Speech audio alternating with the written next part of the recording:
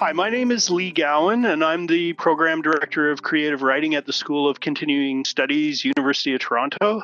And I'm really pleased to welcome all of you here to the 2020 Penguin Random House Canada Student Award for Fiction, virtual reading. That's quite a mouthful, but that's where you are, and we're really pleased that you're here.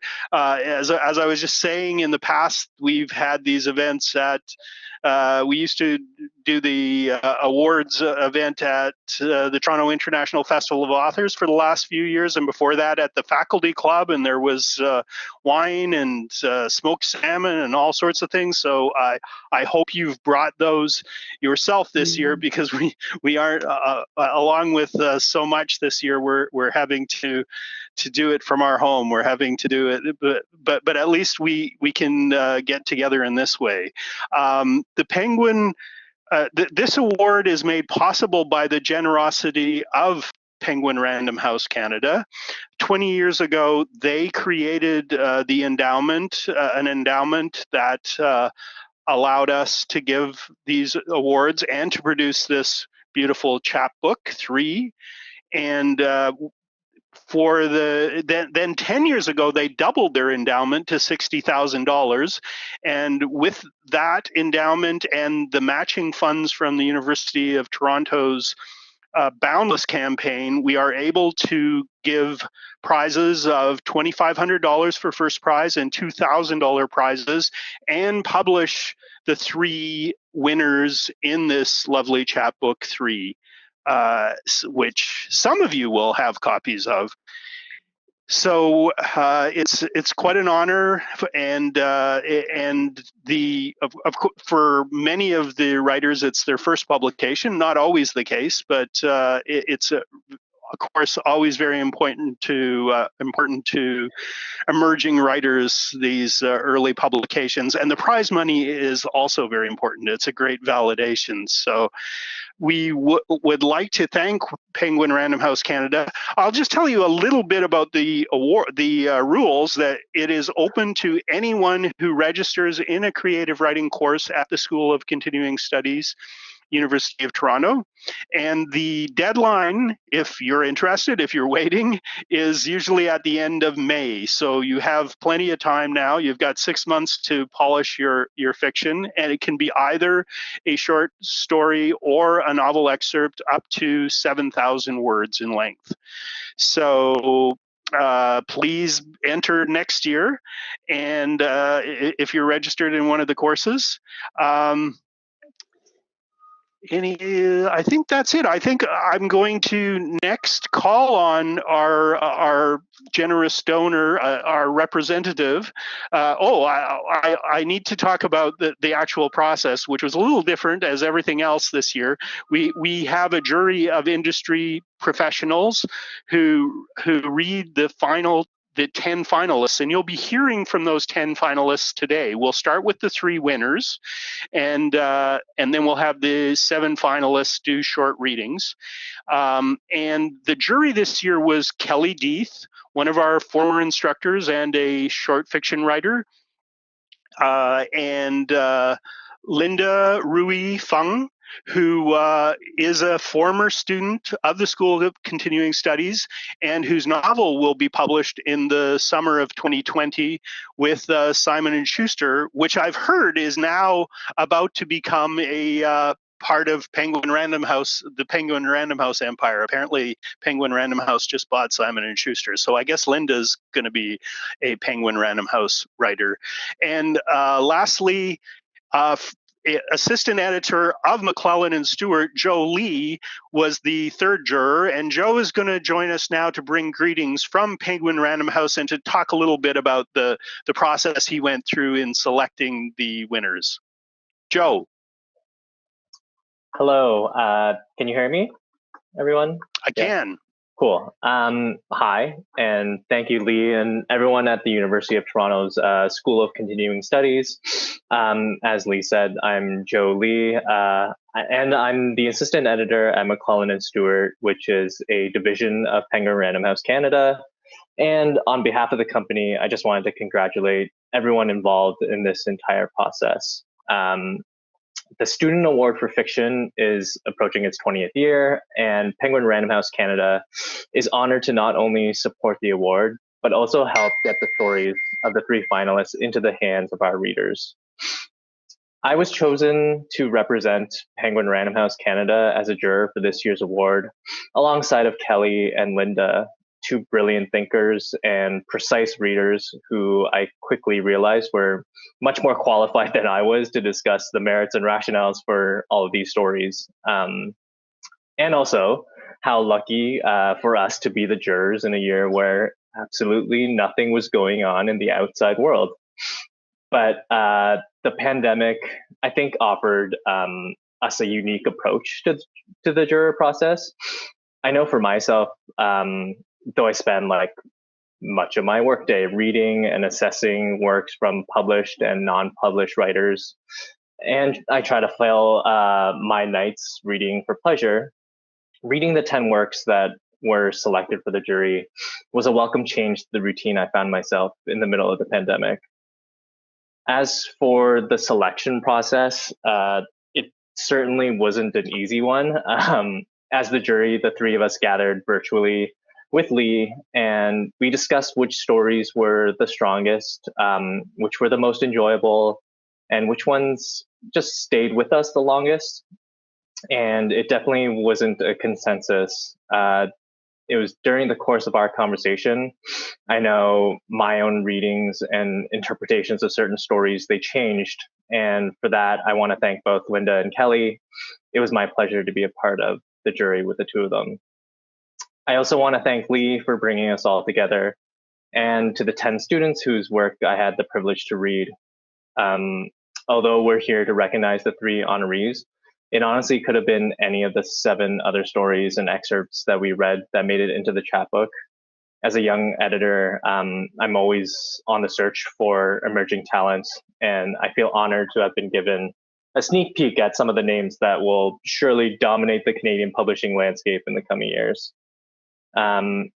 This year has been a tough one, to say the least, but I'm so glad to be here online with all of you today. And I can at least take solace in the fact that I'm likely the only student award juror to be able to make this address from the comforts of his bedroom and in his sweatpants.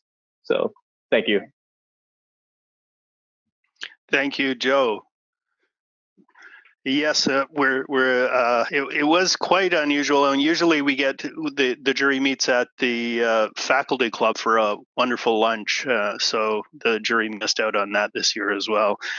Oh well, next year we can hope. So we're going to begin then with our first $1,000 winner. That's Rajinderpal S. Paul for his novel excerpt from his novel Settle. Rajinderpal S. Paul is a writer and performer based in Toronto. Paul's first collection of poetry, Papaji Wrote Poetry in a Language I Cannot Read, was published by TSAR in 1998 and was a winner of the 1999 Writers Guild of Alberta Award for Best First Book. Paul's second collection, Pulse, was published by Arsenal Pulp Press in 2002 and was shortlisted for both the W.O. Mitchell City of Calgary Book Prize and the Alberta Book Award for Best Book of Poetry. Paul has performed his work internationally and has had poems published in translation in Portugal and Brazil. He recently returned to writing after a 14-year hiatus and is currently working on his first novel, Settle, I'm assuming, as well as collaborating with musicians and videographers to create multidisciplinary performative acts of storytelling. I'm not sure if we're going to witness one of those today, but I call on Rajinderpal. Hello, everyone. Thank you, Lee. Thank you to Penguin Random House and the U of T and the jurors. Congratulations to Kimberly and Chris and the other finalists. And mostly thanks to Dennis Bock, Kim Eklund, and Barbara Radicki for teaching me how to frame a story. Devinder Gill lies awake in the dark and imagines all the possible ways the day ahead might play out. With each scenario, he envisions an end that will not upset the careful balance of his life, that the arrangements he has settled on will proceed according to plan, and the guardrails he has constructed will not be breached. He is confident that he has taken everything into account, mitigated opportunities for the unexpected. He fully believes that everyone will play their part and fall into the patterns of behavior that they have always displayed. No surprises, no revelations or disclosures. Apni community which is sab to vada vyah ho, duniya chete rakhugi, Uncle Monty's voice replays in Devinder's mind. That this wedding should be the biggest the Sikh community has ever seen, one that will always be remembered, one fitting for the eldest son of the eldest son of a new generation. He glances at the clock.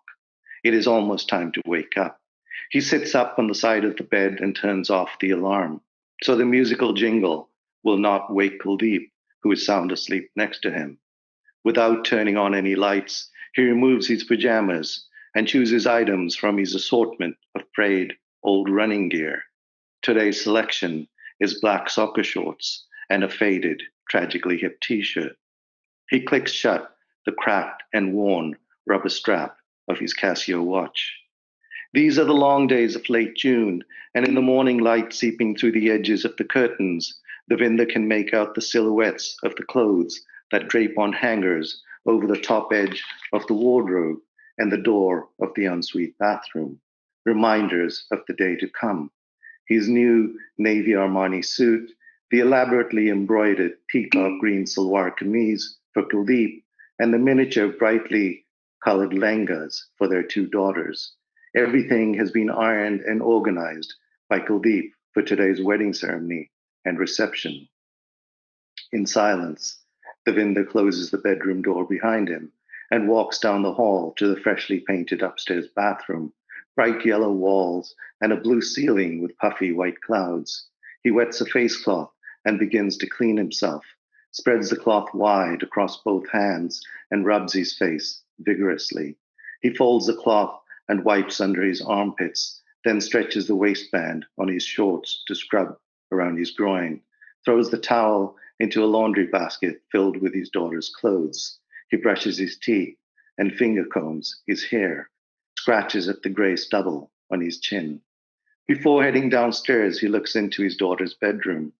Meena, 8 years old, sleeps peacefully in the same position in which he left her the previous night, the sheets still flat and pressed tight across her body. It has been a week of festivities and the girls are tired from the late evenings of celebration. Meena is a sound sleeper and yet fussy by day. Her sister Tina, 2 years younger, an agitated sleeper and yet calm during the waking hours. Devinder thinks of how divergent their personalities have become. Meena, stubborn and never easy to please. No idea is a good idea unless it is her idea. Whether at home or out, she clings to her parents, wary of any adventure. Offered her with a fuss, always up for a wander to explore her surroundings, even if that results in worry for her parents. Tina's sheets tangle around her legs, and one arm hangs off the bed. The pillow has fallen onto the floor. Devinder steps into the room and lifts Tina's head to place the pillow underneath. As he reaches for her arm to tuck it back under the sheet, he hears Tina's voice. Daddy, where are you going? Her fingers tighten around Devinder's arm. For a run, sweetie. Get a little more sleep. It's going to be a long day. Remember, today is Ranjit Baji's wedding day. I don't like it when you go run, Daddy. Thank you very much. Thank you. Oh, thank you, Rajinderpal. Just had to share my video there again. I'm just going to read the juror's comment on In Rajinderpal S. Paul's novel excerpt Settle, the author shapes a complex tale, that of 6-year-old Devinder Gill as he comes to understand he has lost his parents, and that of the adult Devinder as he maneuvers between two lives, one of them secret. With evocative and arresting language and sharp, revealing detail, Paul delineates a world and characters so real and alive, the reader can almost hear them breathing. Rajinderpal S. Paul is a tremendous talent. That's from Kelly Deeth. So thank you very much. I think your reading illustrated what Kelly was saying.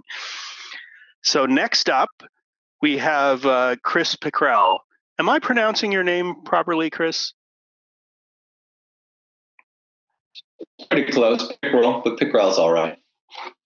Is it Pickrell? Pickrell, yeah. Okay. Chris Pickrell. Chris was a winner for his short story, which I'm having trouble finding the page of.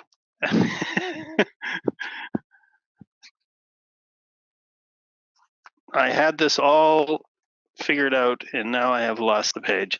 Death of a Teenager.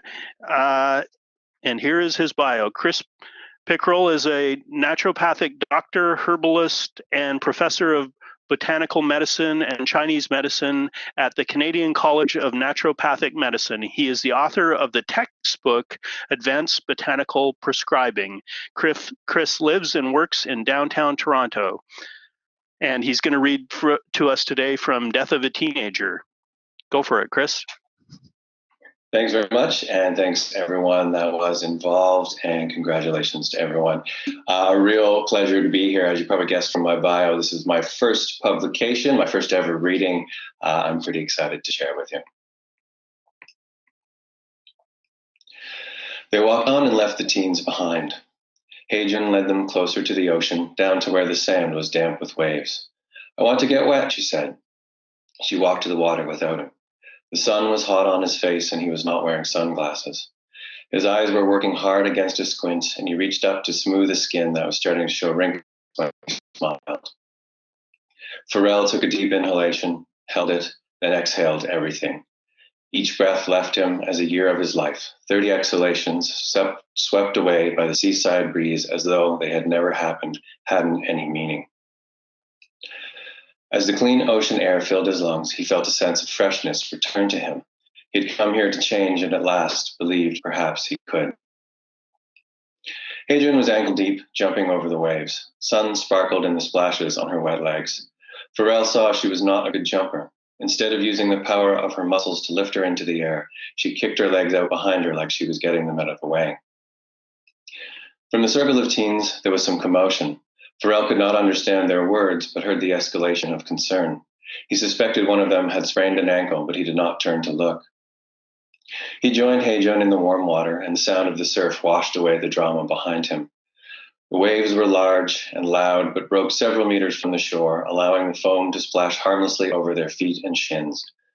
A sunburned middle-aged man with a middle-aged belly and no hat was rowing a small inflatable craft back and forth himself in the shallow water. Out past the break and farther down the shore, a few beginner surfers were attempting to get better. Hadrian was laughing and jumping. "Can you surf?" she asked. "Yes." "That's great," she said. "Can you teach me?" "Sure," he said. He hadn't surfed since he moved here and hadn't been out for years before that, but he'd surfed a few times when he was younger. "Except I will need to learn to swim first," she said, and she frowned at the waves as though they had just told her this. "You can't swim?" he asked. He couldn't hide the surprise in his voice. "Most of us can't." "But you live on a giant peninsula." "Maybe," she said, "but still, I never learned." "You can swim?" "Like a dolphin," he said. Actually, he was only an okay swimmer. That was part of why he stopped surfing. He had once been pulled down by an undertow, and it scared him so badly he decided he didn't like surfing anymore. But skills are measured in comparison. "You can teach me?" He smiled at Hadrian. He imagined how nice it would feel to hold her warm skin against him, supporting her body while she floated and kicked. To teach Hadrian to swim would be a moment they could keep forever, the kind of story they would tell at their wedding as the memory of when true love first came to them. He felt himself giving into this, like he was letting go into warm, safe water, as though he might float there forever, looking up at the sun, being held steady by strong, loving arms. But when he looked out at the waves, the sound of the crash and the size of the break suggested danger, and the tide was out, far out. They'd hit a steep shelf beyond the safety of the shallows. He imagined what would happen if he let her go, how easily he could lose her. I would love to, he said. Not today. The waves are too dangerous. Wait until the tide comes in. But others are swimming. 50 meters down the shore, a group of dads stood knee-deep in the water watching their children splash in the waves. Closer to them, a young couple stretched their bodies in the warm, shallow water and floated at a depth where arms and feet could easily reach the bottom. It wasn't really swimming, but he thought this might be enough for Hadrian's first lesson.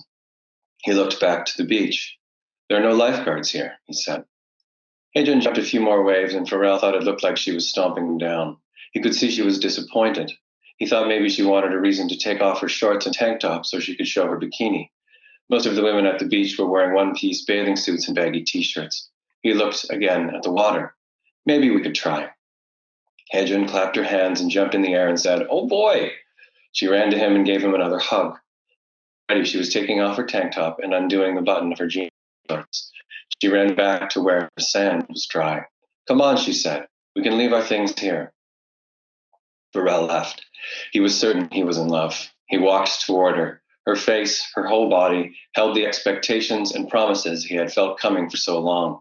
Here it was, all on offer, and he knew he could have it. It was so simple, so easy to accept. He saw his previous problem. He'd spent his life chasing love in circles, trying to wrestle what he caught into something it could never be. He saw now that what he needed to do was hold still, to let love come to him, let it tap him on the head, and when it did, welcome it, invite it to sit down beside him on the warm sandy beach. He felt the moment crystallize into a perfect spiral, like a tiny conch shell he could slip into his pocket. As he walked to where Hadrian stood in the sand, his legs weakened in a way that nearly brought him down on one knee. But then she turned. Thank you.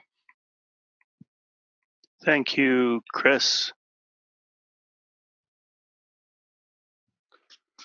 And let me read from Linda Rui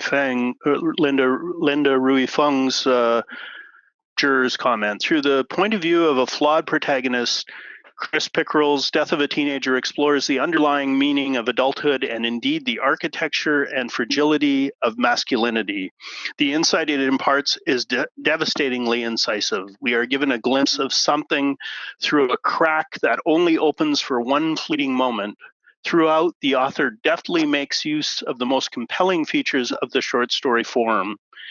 Its economy, subtext, and the ability to resonate in the reader's mind long after the narrated events have passed. Thank you, Chris. And Chris was our second $1,000 winner. And finally, our grand prize of $2,500 goes to Kimberly Alcock's story, Abundance. And Kimberly Alcock has an MFA in creative writing from the University of Guelph, and she recently completed a fiction mentorship with the University of Toronto School of Continuing Studies. After years living and working abroad in mainland China, the Middle East, and Eastern Europe, she is now based in Vancouver, where she is working on Okanagan Girls, a collection of short fiction set in the Okanagan Valley in the 1970s, and you're about to hear one of the stories. Kimberly's camera isn't working, but we have a photo of her. Kimberly. Thank you very much, Lee. And I would like to thank Penguin Random House and University of Toronto for sponsoring this wonderful prize, which is really, really great for emerging writers. A great boon for someone's writer esteem, as I call it. And thank you to the judges, to Joe and Linda and Kelly, if they're listening. And also thank you to my friends and family and my wonderful mentor, Kim, who are here listening.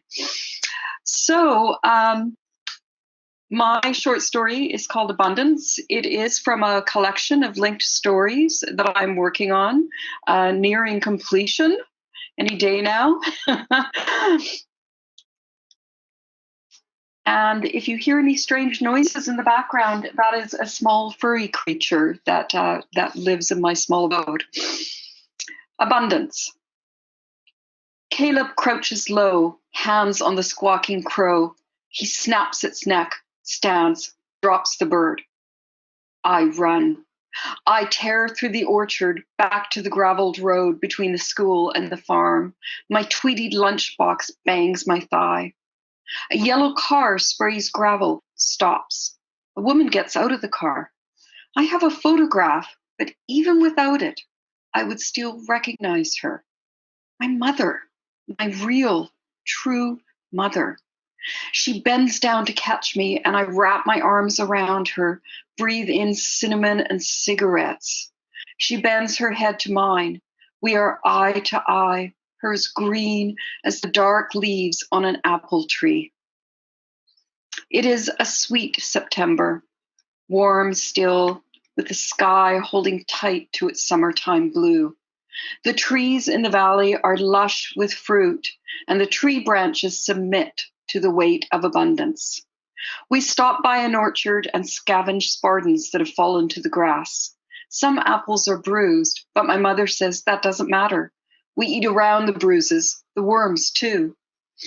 We pile the fruit into a paper grocery bag and place it in the back seat of the car, the yellow seats pale as the daisy pattern on my dress, the one Jill sewed for me. If Jill would let me, I would wear this dress every single day. But she says clothes have to be rotated so they don't wear out too soon. The earth, round as a ball, rotates, and that's why sometimes it is day and sometimes night. My mother lights up a cigarette, keeps her other hand on the steering wheel. She says, "You look good, kiddo. They've been treating you all right?" I think. Jill braids my hair, and on Friday she puts ding-dongs in my lunchbox. But Caleb puts insects down the back of my dress. So I say, "I don't like Caleb." "Who's Caleb?" I hesitate.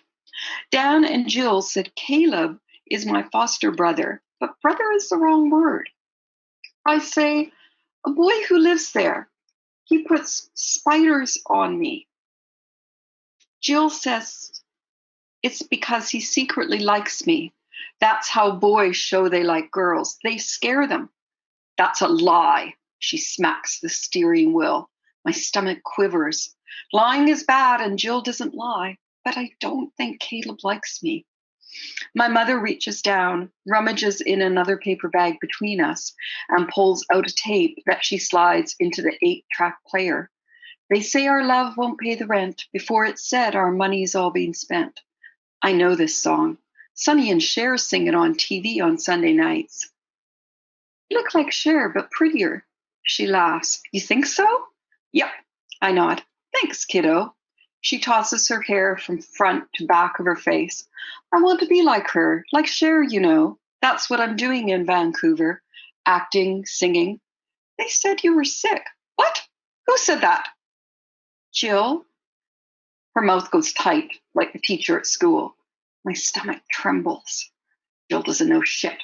You don't listen to talk about me, baby girl. She doesn't know me, does she?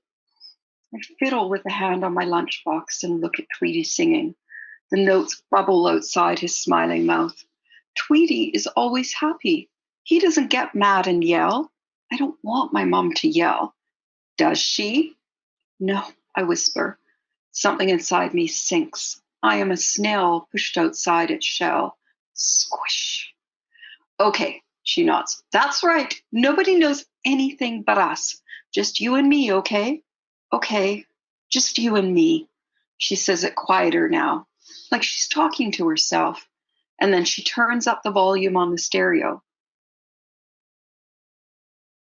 When I listen to 45s on my record player, I go to other places, to worlds that exist only inside the song. I am Chastity, and on the stage with Sonny and Cher, held in a father's arms. I am with a dog named Boo, running across a farmer's land. I am inside our house, a very, very, very fine house. I am inside my own bedroom. I draw bedrooms. My favorite has roses on the walls. I am safe in the rooms I draw. Cher sings, and my mother too, and I sink into the car seat. The lake is silver blue. We drive over the bridge, the car going so fast we could be flying. I am a Jetson in a spaceship, flying away. Thank you.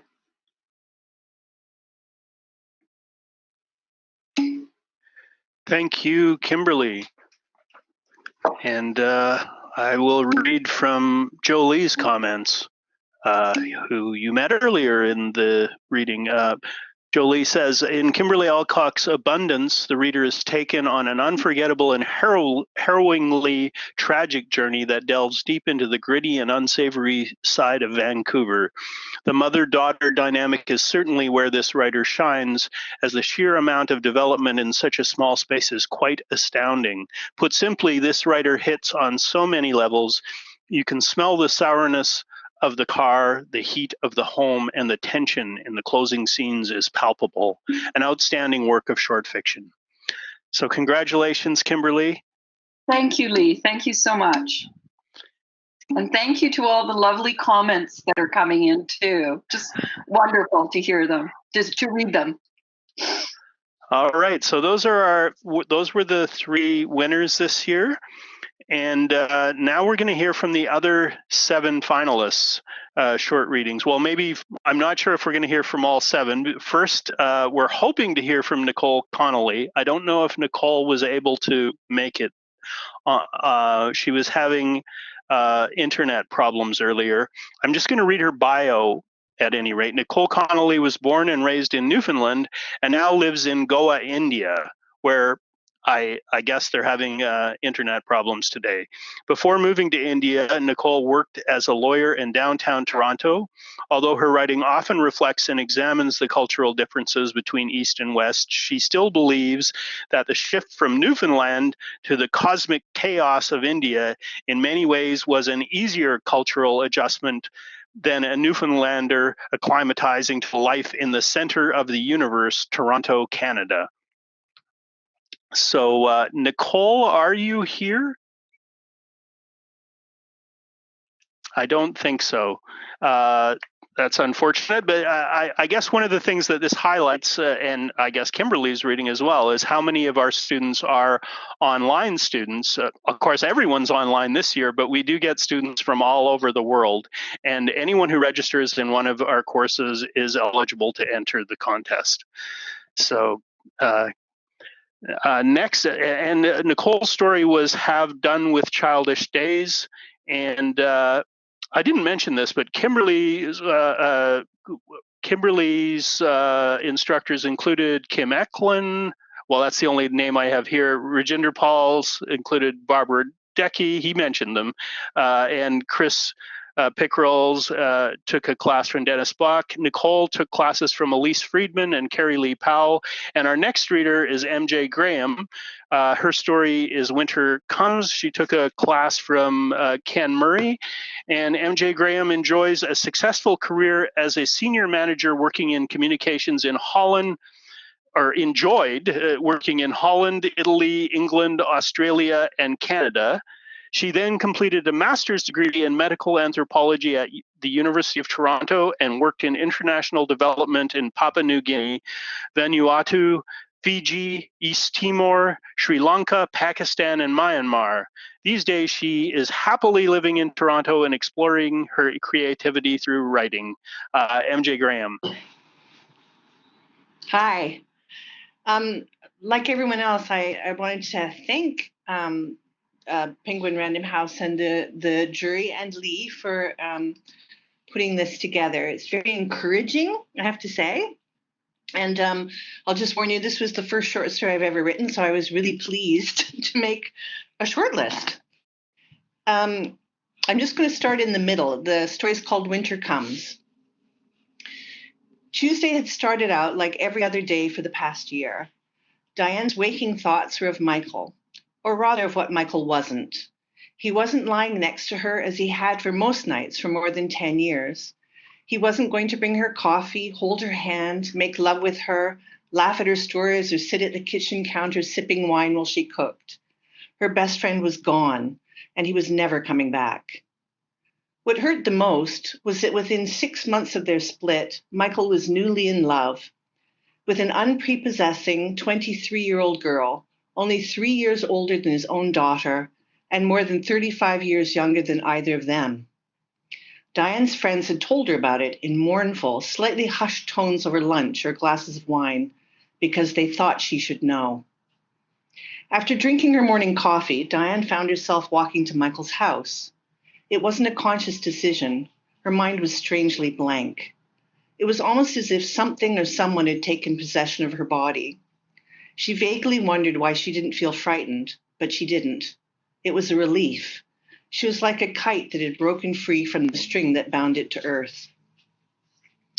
She stood in the shade of a maple tree across the road and watched as a small, pale girl with washed-out blue eyes and brown hair left Michael's house. Her friends were right. She wasn't even good-looking. The girl walked quickly, her backpack slung over one shoulder. Diane followed, hanging back as she turned into the health food store a few blocks away. Diane stood outside the shop door, staring at posters fluttering in the cool autumn breeze, unable to absorb anything they had to say. Her entry into the store was announced by the tinkling of a bell.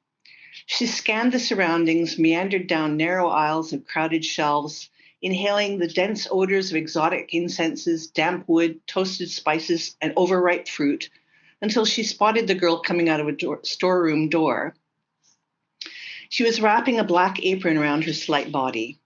As she drew closer, Diane could see her green and yellow name tag, Maya. Maya smiled at her.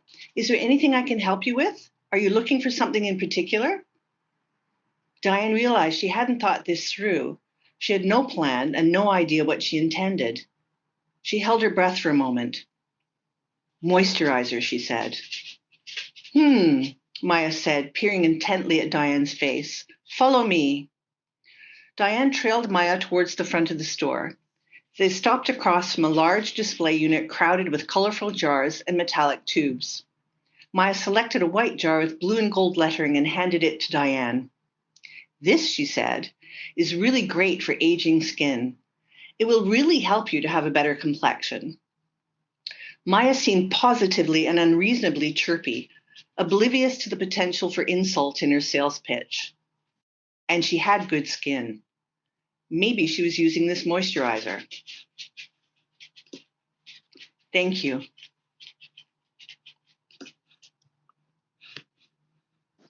Thank you, MJ. Oh, just sharing my video here. Thank you so much, MJ. Very impressive for your first short story. All right. So next we have Megan Lee Nicoletsos, who grew up in Northern Ontario.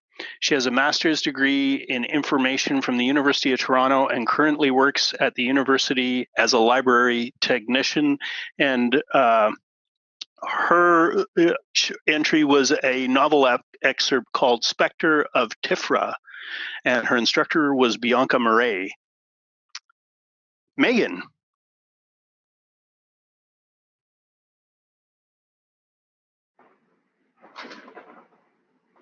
Hi.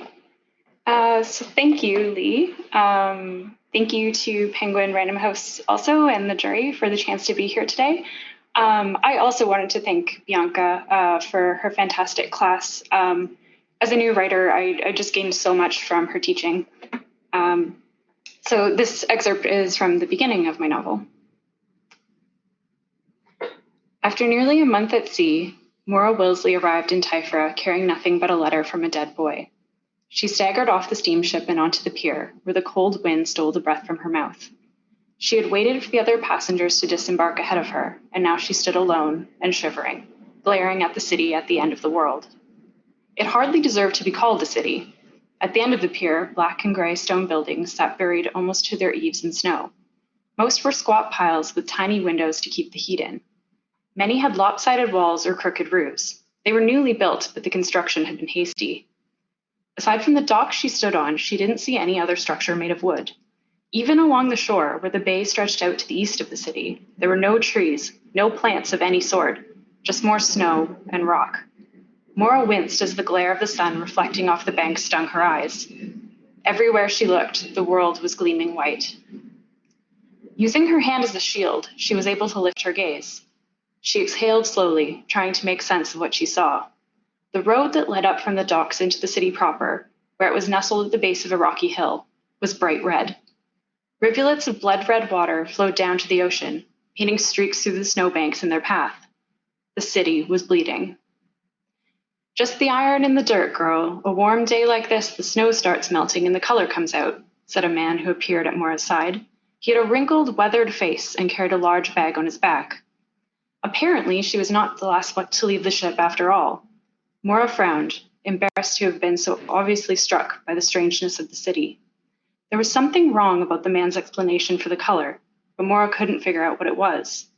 Something she had read years ago. It didn't matter. This is a warm day? She asked, bitterly. Typhra was supposed to be getting warmer, or so she had heard. Every year a little warmer than the last, and maybe someday warm enough for trees and crops.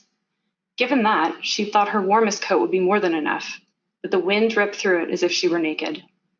She kept her bare hands stuck deep down in her pockets, one of them gripping her cousin Orion's letter. Thank you. Thank you, Megan.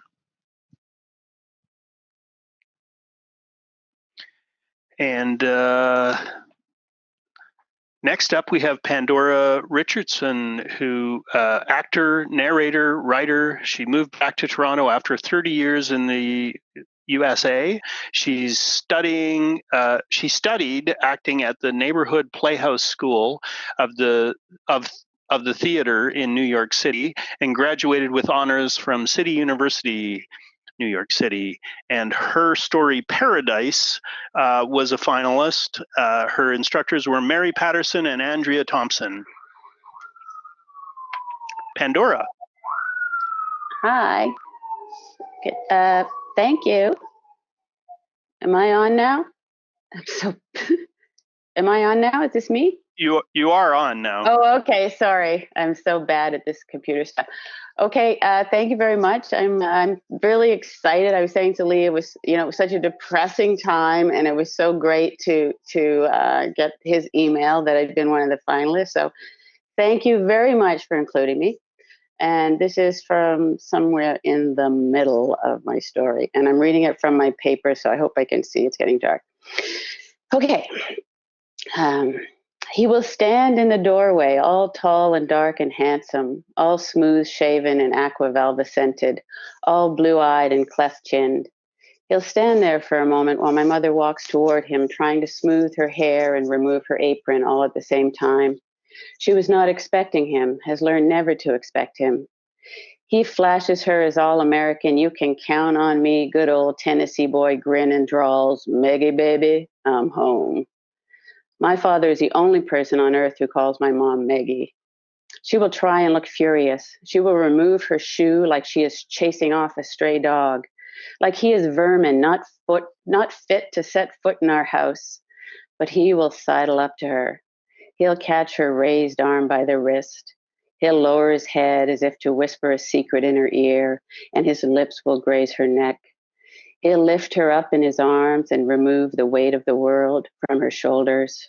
He'll set her down on the dusty pink sofa in our cramped living room. He'll kneel before her, take the shoe from her hand and toss it over his shoulder, remove the other shoe and toss it as well. He will rub her stocking feet, kneading her soles with his thumbs while biting and kissing her toes through her nylons with his mouth. My mother's smile will become warmer than the sun. We 6 kids will stand in the living room doorway and gape. He will give my eldest brother, Will, a sawbuck and tell him to take us kids to the movies. When we return, my father will be gone. My mother will be singing, can she bake a cherry pie, Billy boy, Billy boy? Can she bake a cherry pie, charming Billy? While she makes our dinner. Billy is our father's name.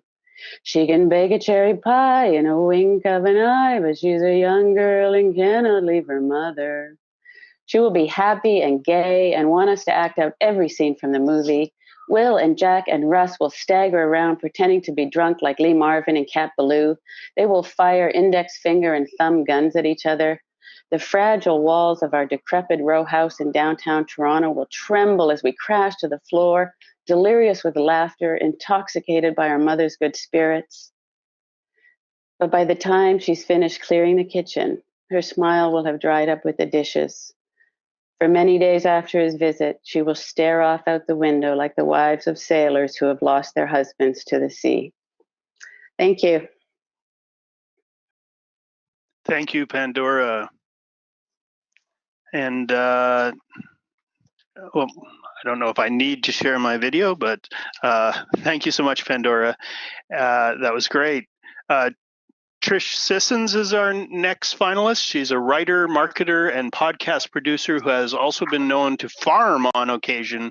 Originally from the central coast of British Columbia, she has worked and studied in Vancouver, Guadalajara, Melbourne, and Toronto, where she is currently based. And Trish's entry was, "This'll only hurt for a moment."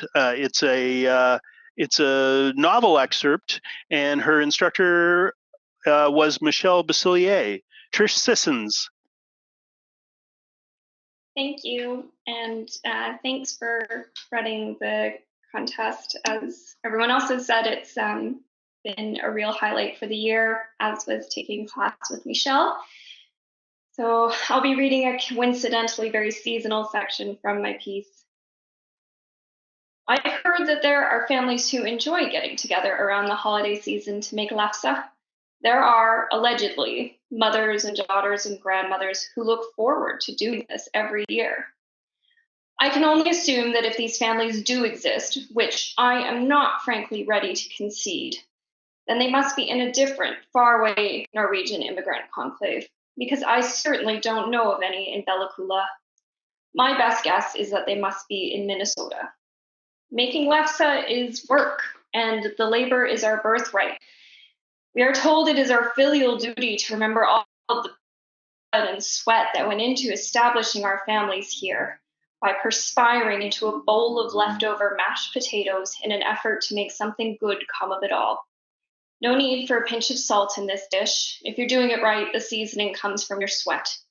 The angry, sweaty mashing of the potatoes is just part of the process, a secret step written between the lines of the family recipe. The more frustration and self-loathing you beat into the mix, the smoother the texture becomes. And no one likes lumpy lefse.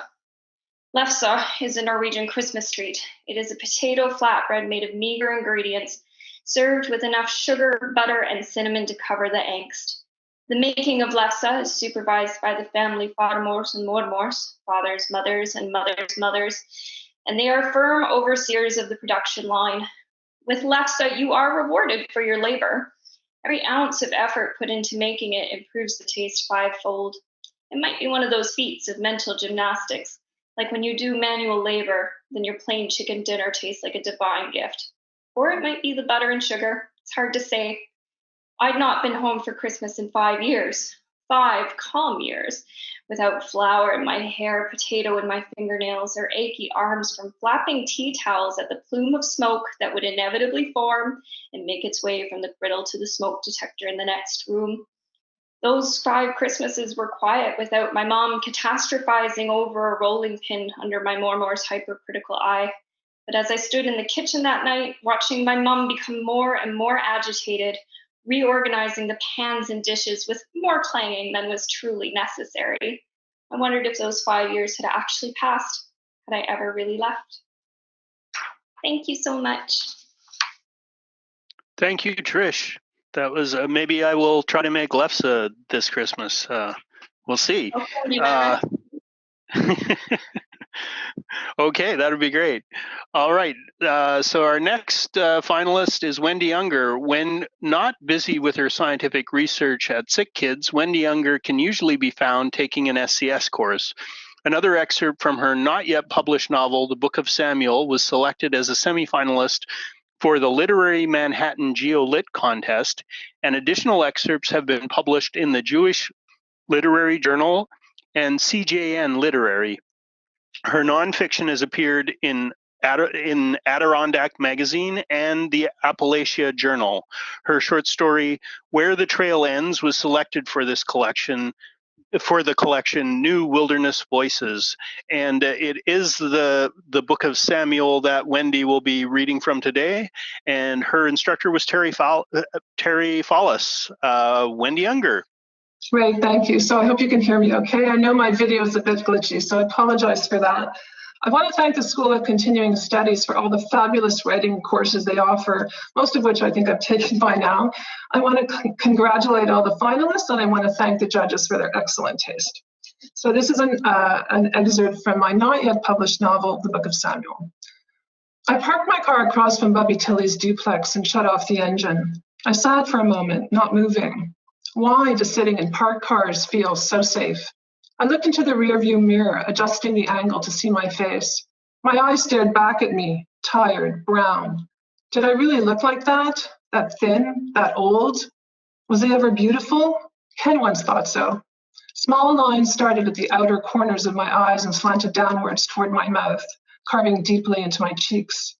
They dug into me, twisting around my throat, constricting my chest, ending somewhere deep in my womb, my unused, lonely womb. Who was this person, changing, aging in front of me? Outside 40, inside a constant 26, barely an adult, ever guessing at the right direction. I got out of the car and crossed the street. The colors of Montreal's fall had faded to November gray. It was garbage day, and all down the street, square blue bins were scattered along the curb, mouths yawning open. My grandmother's bin was not on the curb, but on the front lawn, pushed against the house. As I walked toward it to put it away, I noticed a rope of shredding twine hanging down from our kitchen window above. Attached to the end of the twine was a green twist tie, punctured through a piece of paper folded in two. I opened the paper to read a message written in immaculate script. Monsieur le garbage man, s'il vous plaît, prends le sac mais laisse la corde. Merci, bonne journée, Madame T. Rosenblum. I was about to remove the paper to question my grandmother, but thought better of it. I walked to the front entrance. A gray plastic bag hung from the front doorknob. Tied to the top of the bag with a twist tie was another note. Monsieur le delivery man pour la Gazette, s'il vous plaît, mets le journal dans le sac. Merci, bonne journée, Madame T. Rosenblum. I climbed the stairs to my grandmother's apartment, laughing to myself. Bubby, I called as I opened the door with my key. It's Hannah. Where are you? In here, sweetheart. Come, give a hand. The familiar smell of garlic and pickles tickled my nostrils. Bubby Tilley stood hunched over the kitchen sink, gloved in orange rubber, expertly quartering miniature cucumbers and sliding them into mason jars filled with her special dill brine. Here, Hannah, tighten the lid and put this jar behind the fridge. I took the overflowing jar and grabbed the lid, trying not to get the pungent brine on my fingers, where it would inevitably stay until the middle of next week. Years ago, my grandfather Lay built a recessed shelf in the wall behind the refrigerator. It was the perfect temperature for pickling, according to Bubby Tilley. The fridge, placed on wheels by the delivery men from Ogilvy's, had over the years furrowed the linoleum floor where it had been repeatedly pushed back and forth. Since my grandfather died 15 years earlier, the fridge had remained suspended in mid-push, leaving little room to squeeze between the fridge and the counter. My grandmother had since perfected her kitchen walls, gracefully removing items from the fridge, closing the door, placing them on the counter, reaching for jars on the pickle shelf, putting jars away. So how are you, Bubby? Oh, you know, Hannah, this and that. This and that. Well, first tell me about this and then tell me about that. It's nothing. You know how I hate to complain. The three things my grandmother loved to do most were to cook, to make pickles, and above all, to complain. Thank you. Thank you, Wendy. It's wonderful to see from the finalists, to hear from the finalists how difficult it was for Jolie and the other jurors to choose the winners. A really high quality right across the board. And our final reader, Colin Young, is a writer and musician from Toronto, currently living unexpectedly in rural Ontario rather than Edinburgh, Scotland, where he and his wife had planned to be before this year upended everything for pretty much everyone. He works as a proofreader in a law office, and Colin's story is called, which was a finalist, is called Comeback Tour. He'll be reading from it today. His instructor was Kevin Hardcastle. Colin Young. Hi, thanks, Lee. I think my video quality might be having issues, but I just got a notice. Anyway, thanks Lee and to the jury, and congrats to all the people who read before me, and thanks for the opportunity for me to read. Anyway, this is from the middle of the story. Kelly was sitting over the remains of breakfast in the tiny kitchen of Scott's apartment. They'd been dating 2 months. Across from her, Scott was brandishing some printed pages he just returned with from the living room. I found this article I wrote about Ben and I reforming Cowboy Coffee, he said. Cowboy Coffee, Kelly asked. My band, back in university. I told you about it, with my friends Ben and Stuart. Right, you played me one of your songs. Yeah, said Scott, the one that goes, froosh, froosh, and then with the keyboard? I think so, Kelly said. We were convinced we created something new with that song. Kelly laughed. Well, he said, I still think it sounds pretty good in its way. I thought it was interesting, she said. Scott dabbed the crust in egg yolk. But I have a question, Kelly said. You wrote this article about your own band. Is that done? It seems like media manipulation or something. Oh, no, I didn't write about the band when we were together. I wrote about the band reforming, which we never did. I wrote it years later. Oh, Kelly said. Yes, article, Scott continued. You know how I told you I used to start various writing projects? Well, this time I concocted what I thought was a brilliant take on autobiography, which was I'd write up important scenes or times in my life as if they were magazine articles, done in the right style for the right type of magazine. Kelly eyed the 2 or 3 printed sheets in Scott's hand. Did you read a lot of them, she asked. He shook the pages. The only one I finished, he said. Anyway, I just made things up. So, he looked down name, Toronto music scene. I wrote an interview of myself with the band reforming and being successful, which we never did. Kelly raised her eyebrows a notch. That's autobiography? Well, no, I didn't stick to my idea. You wrote a fantasy instead. I looked up the ceiling, squinting, the gesture she always made when making a precise extraction from her memory. And she said, Case Shift wrote, and I quote, the last refuge of wish fulfillment available to a grown man obsessed with his adolescent artistic dreams is writing a novel about them. Scott rolled his eyes. I have no idea how you do that. Yes. He shrugged into the pages. Okay, I'm reading, she said. Don't talk to me. Scott sipped from the inch of cold coffee left in his mug. Is this what you think about all day? She said when she finished. All day, he mocked. I wrote this over a year ago.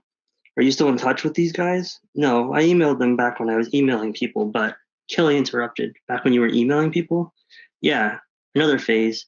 I started emailing people whose emails I still had, wondering if anyone would strike up a correspondence. People I got along with but hadn't talked to in years. Did they respond? Most at first, but nobody wants the obligation of a pen pal. Stuart didn't reply. Ben did. What I wrote in that thing is partly true. For half a year till he got a new teaching job, we tried to make music together online, exchanging files, but we never got good enough with the software to put them together. Why did you get help? Kelly asked. Our rule was just us. Why? The one time, Scott said, ignoring the question, Ben sent me a recording of a student of his, some 19-year-old jazz freak, skronking a saxophone over stabs of Ben's jagged guitar. Ben had treated the whole thing with like 35 computer effects. It sounded like an elongated, energetic, wet fart fighting to be heard over an electric hammer. Kelly raised her eyebrows. Almost, but not quite in a good way, Scott explained. Anyway, Ben and I about meeting up to play, but he was busy and also his wife's sick mother had moved in with him, and I was living in a tiny basement I was in before I got this place, so yeah. I did notice you gave yourself a house, Kelly said. And a wife? Scott laughed. What about it? Kelly shrugged. Then she smiled and looked him in the eye. It occurs to me, since I'm now interviewing about you interviewing yourself, your shadow self anyway, that I could ask you some more penetrating questions if you'd like. And hey, then I could write a follow-up article. Where are they now? Scott pushed out his chair. I'll pass, he said. He brought their plates to the sink. So, he said, we think about going out? Thanks. Sorry about that alarm.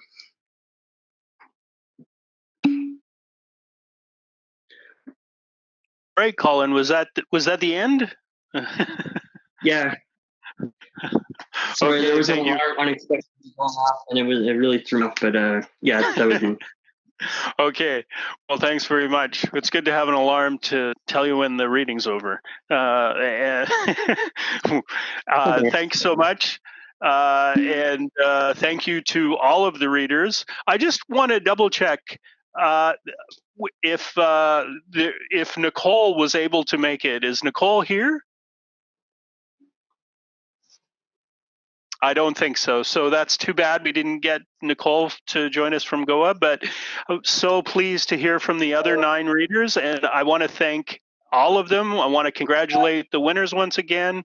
I want to thank Jolie, and I want to thank Penguin Random House Canada for their generosity in helping us to make this award possible. I hope that I will see you all again next year, either at the Toronto International Festival of Authors, where we can all be together to hand out the checks next year, or at the Duke of York pub, where we can all get together and hear our finalists next year read. And I urge anybody who's still here who is a writer to take one of our courses and enter the contest and be one of the finalists next year. So best wishes to everyone. So glad that you could be here, and good luck with your writing.